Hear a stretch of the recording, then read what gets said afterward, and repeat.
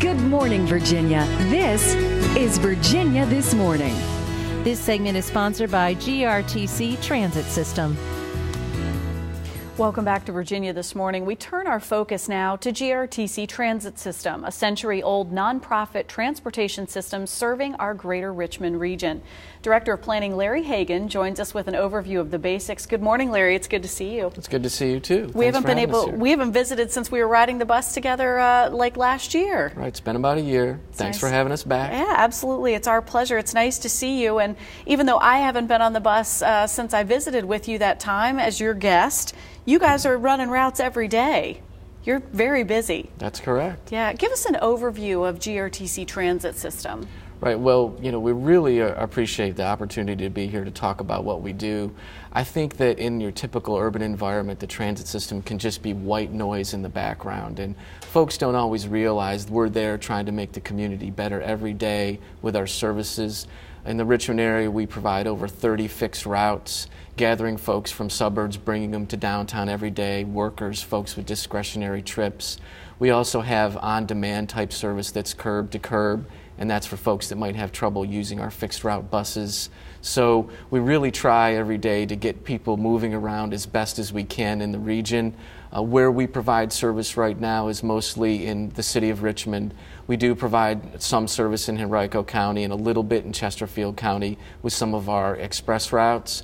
But what we really want folks to understand is that when you see that bus on the street, that there's a cost for that bus being on the street. There's a lot of work that goes into making that route be available and that operator on that bus providing that service. And a lot of times folks don't realize that.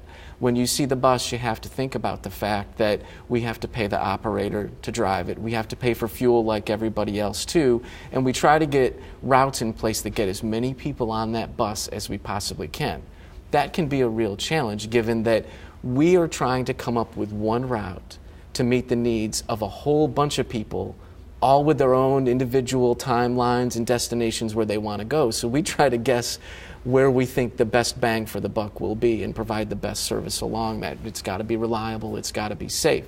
And so when we're doing that, typically, and this is across the country, not specific only to GRTC, the cost for putting that bus on the street, the fare that folks put in the fare box and pay, covers about 20% of that cost. Wow. Right.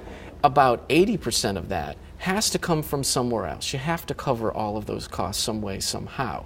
And that 80% typically comes from a mixture of federal, state, and local sources. Here in Richmond, the way it works is that we have to interact with individual jurisdictions, and they need to decide if they think public transit is important enough for it to be on the street in their jurisdiction, available to their citizens. They have to decide to pay for it. GRTC itself does not have the funding to pay for that service. It is a case-by-case basis with jurisdictions. So what you get as a result of that, we have tremendous coverage throughout most of the city of Richmond.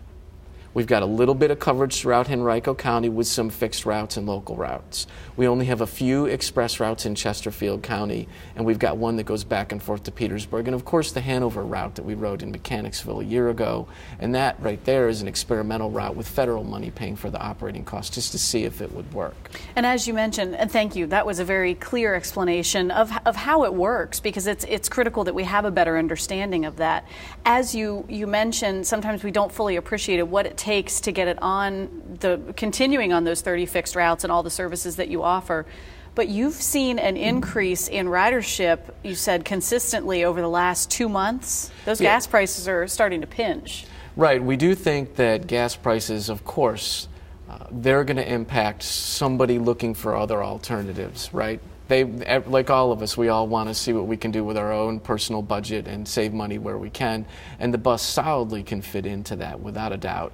And we find that once folks take that step and try to figure out the system and figure out how it can meet their needs, how do I get from point A to point B, and try it, they typically don't turn back once they do. Absolutely. It's definitely a convenience factor, and then you start to feel that convenience adding up in your wallet, so that's a nice thing. Larry, thank you for the overview. We really appreciate it.